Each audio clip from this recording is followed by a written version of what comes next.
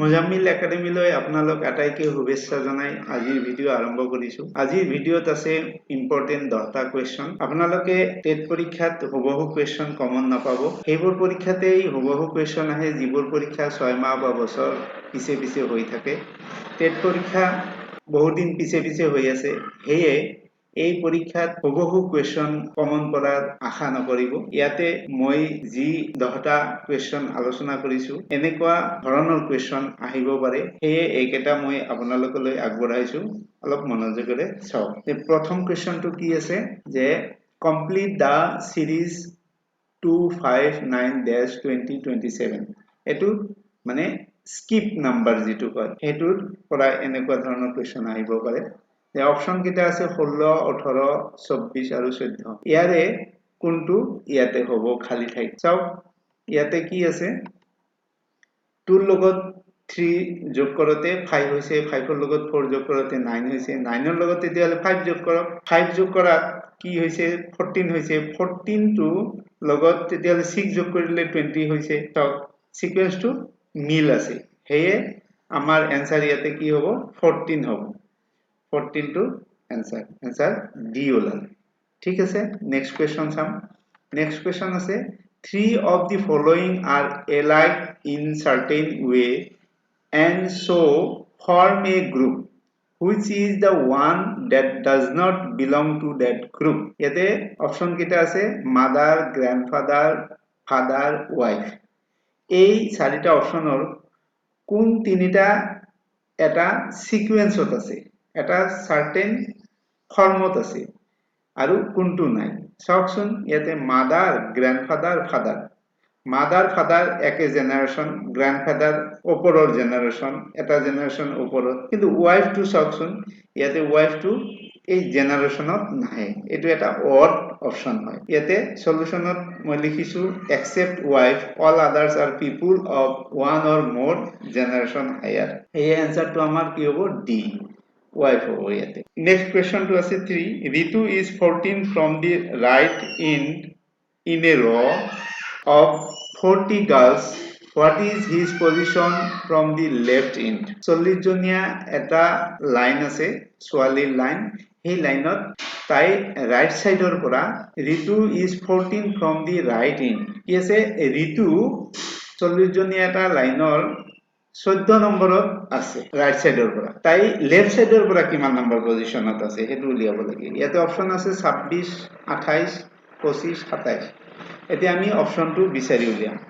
কেনেকৈ যে তাই ৰাইট সাইডৰ পৰা 14 নম্বৰত আছে তেতিয়াহলে লেফট সাইডৰ পৰা কিমান নম্বৰ পজিশন হ'ব। চাওক লেফট সাইডে ঋতুৰ ৰ্যাঙ্কটো হল ৰাইট সাইডৰ পৰা 14। তেতিয়াহলে লেফট সাইডৰ পৰা হিসাব কৰি আহিলে কিমান নম্বৰত পৰিব। তাই যদি 14 হয় তেতিয়াহলে তাই লেফট সাইডে কিমান জন আছে 13 জন। সেই 13 13 মাইনাস কৰিলে 27 হ'ব। এই 27 অপশন হয়। Answer to D। Next question চাম আমি 4 Modi is performing yoga with his head down and legs up। Modi কি কৰি আছে যোগা কৰি আছে মূৰটো তলমুৱা কৰি আৰু ঠেং দুখন ওপৰমুৱা কৰি যোগা কৰি আছে। His face is towards the west। তেওঁৰ মুখমণ্ডল পশ্চিমমুৱা হৈ আছে। In which direction is his left hand V? North, south, east, west। তেওঁৰ মুখ যদি পশ্চিমমুৱা হৈ আছে তেতিয়াহলে পশ্চিম আৰু পূব এই দুটা অপশন প্ৰথমতে ক্যান্সেল কৰি লওক। তাৰ পিছত চাওক সাউথ আৰু নৰ্থ এই দুটাৰে আমি কোৱেশ্চনটো সলভ কৰিম।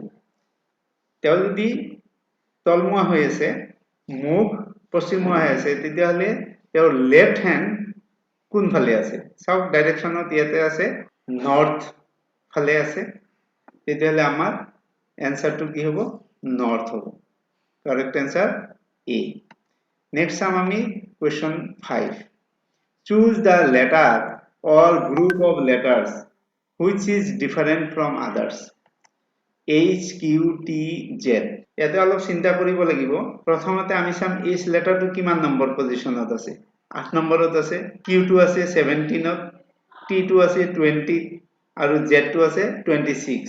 তেতিয়াহলে 26, 20 আৰু 8 এইকেইটা ইভেন পজিশন আৰু 17 to q যেটো আছে এটো 17 এটো এটা odd positionত আছে except q all other letters have even numbered position in the English alphabet.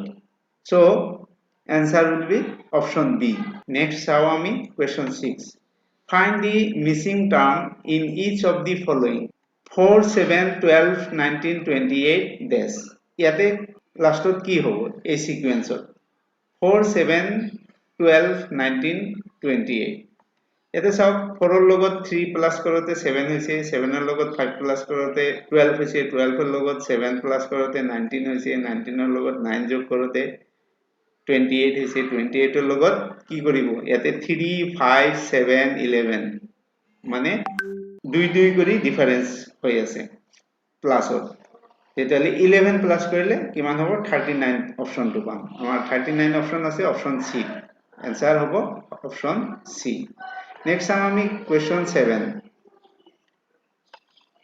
3 of the following are alike in certain way and so form a group which is the one that does not belong to that group tree plant shrub farm এতে সব option কেটা tree plant shrub একেটা কি আছে গোটে কেটা vegetation tree plant shrub কিন্তু farm two এটো এটা এই তিনিটাৰ লগত অড অপশন হয় आंसर আমাৰ ডি হ'ব তাৰ পিছত চাও আমি question number 8 choose the odd pair of words honey money roost creased nine twine fire layer তেতিয়ালে ইয়াতে কি হ'ব rhymes word honey money roost creased nine twine fire layer ইয়াতে অপশন বি টু যেন rhymes word নহয় roost creased তেতিয়ালে correct option amar B A hobe. Question number 9 chawam. P is 40 meters southwest of Q. R is 40 meters southeast of Q. Then R is in which direction of P? Eto northeast, east west, south ere kuntu option hobo. Ami direction geta aki law akote फटाफट আপোনালোকে direction আঁকি লব north south east West ইয়াতে Q তেতিয়ালে P কোত আছে P আছে south West of Q আৰু R আছে কোত সাউথ ইস্ট তেতিয়ালে আৰ পিৰ কোনফালে পৰিল চাওকচোন পূব ফালে পৰিল ইস্ট आंसरটো হ'ব অপশন বি তেতিয়ালে আমি পালো অপশন বি এনেকৈ আপোনালোকে ডাইৰেকশনৰ ড্ৰ কৰি লব লগে লগে आंसर পাই যাব অলপ চিন্তা কৰিলে आंसर পাই যাব কোৱেশ্চন নম্বৰ 10 প্ৰজননৰ জৰিয়তে সংলক্ষণ এক পুৰুষৰ পৰা পিছৰ পুৰুষলৈ one generation to next generation সঞ্চাৰিত হোৱা প্ৰক্ৰিয়া কোৱা হয় পৰিবেশ এনভায়ৰনমেন্ট জৈৱিক বংশগতি বায়োলজিক্যাল হেৰিডিটি ক্ৰোমোজোম আটাইকেটা শুদ্ধ কোনটো হ'ব ইয়াৰে অপশনটো হল জৈৱিক বংশগতি বংশগতিৰ পৰা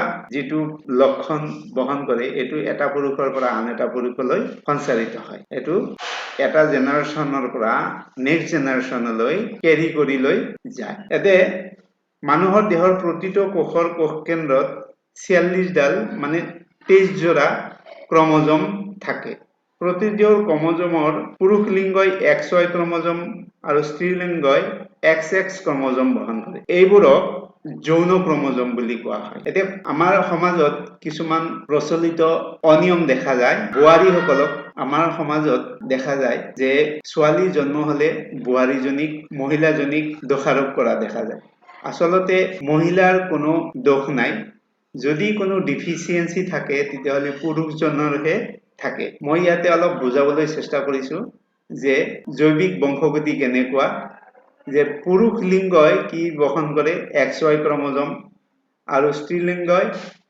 XX ক্ৰোমোজোম মহিলাৰ লৰা আৰু ছোৱালী দুটা জন্ম দিয়াৰ ক্ষমতা আছে এতিয়া পুৰুষৰ পৰা যদি X ক্ৰোমোজোম আহে আৰু মহিলাৰ পৰা যদি X ক্ৰোমোজোম আহে মহিলাৰ পৰা X ক্ৰোমোজোমে আহিব কাৰণ দুটাই X ক্ৰোমোজোম থাকে তেতিয়া কি হ'ব XX হ'ব মানে ছোৱালী সন্তান জন্ম ল'ব আৰু যদি কি হয় পুৰুষ লিংগৰ পৰা Y ক্ৰোমোজোমটো আহে আৰু স্ত্ৰীলিংগৰ পৰা যদি মহিলাৰ পৰা যদি X ক্ৰোমোজোম আহে তেতিয়া হলে কি হ'ব XY ক্ৰমোজম হ'ব আৰু এইটো লৰা সন্তান জন্ম পাব তেতিয়াহ'লে চাওক কাৰ ডেফিচিয়েন্সি যদি পুৰুষে X দিয়ে তেতিয়াহ'লে কি হ'ব যদি পুৰুষৰ পৰা X ক্ৰমোজম আহে তেতিয়াহ'লে ছোৱালী হ'ব আৰু যদি পুৰুষৰ পৰা Y ক্ৰমোজম আহে তেতিয়াহ'লে লৰা সন্তান জন্ম হ'ব এতিয়া চাওক কাৰ দোষ মহিলাজনীৰ পৰা তো X আহিব